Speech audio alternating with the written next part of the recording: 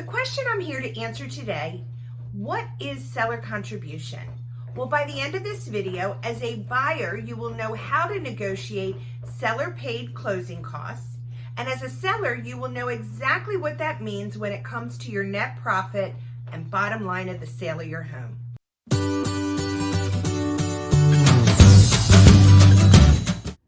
My name's Rebecca Loewer, Homes by Rebecca of eXp Realty, and I talk about all things real estate and living in Harford County. So the definition of a seller concession or seller contribution is when you've negotiated into the contract to have the seller pay a portion, and in some cases, all of the buyer's closing costs. Both the buyer and the seller have their own closing costs. I'm going to start with the buyer. The buyer's closing costs are going to consist of their lender fees, title fees, and any prepaid costs. To name a few of the prepaid costs, that would include property taxes and homeowners insurance. There are other costs that may vary depending on the type of loan that you have. Sellers also have their own closing costs, and they are going to consist of any payoff of a current mortgage, commissions being paid to the brokerages, recordation tax, miscellaneous title fees, among a variety of others depending on the structure of the offer they receive.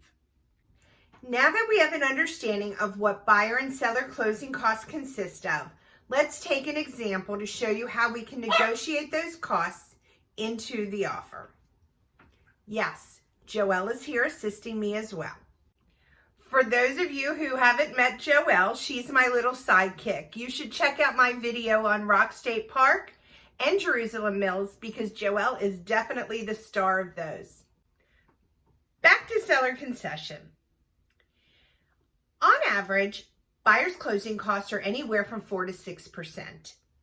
And generally, sellers tend to pay, on average, 3% seller concession or seller contribution. So I'm going to use an example of a home that was listed for $300,000. I'm also going to give you a visual because if you're anything like me, I'm a visual person so you can see the breakdown and put it in perspective. So on a $300,000 home, we're going to say the closing costs are going to be $15,000. If sellers generally pay 3% contribution, that would be $9,000. So $15,000 closing costs minus the $9,000 concession leaves the buyer out-of-pocket cost of $6,000. Now, with all of that said, flip it to the other side. For the seller's perspective, on a $300,000 home that the seller is paying out-of-pocket $9,000 in seller contribution, they're actually netting $291,000. Now, there are a multitude of ways that you and your agent can negotiate through this depending on how much you actually need for your closing costs to be paid by the seller. Of all the different ways that you can negotiate seller closing costs into your offer, one is by actually offering over list price. There's a couple things you need to keep in mind if you are offering more than the listed price. For one, you want to make sure that the home is going to appraise for the value that you have offered. Appraisal is a whole nother video, so be on the lookout for that. In addition, what is actually happening from a buyer's perspective is that the seller is providing you with the funds needed for your closing costs up front. And you're basically financing by offering more than, which means your loan is more than, and you are financing that difference over the length of your loan. Only you as the buyer can decide if this is an advantage or a disadvantage, and in some cases, an absolute necessity. Another way that closing costs can be reduced by the sellers is through what's called a seller credit.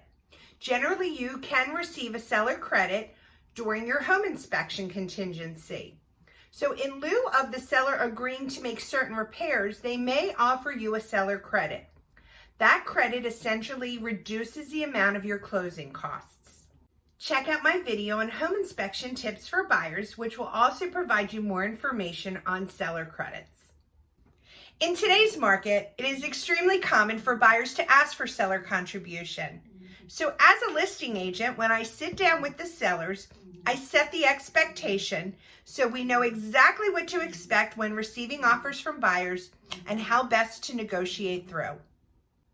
Check out my video on what is an earnest money deposit, and as I said before, home buyer tips for inspections, what to expect.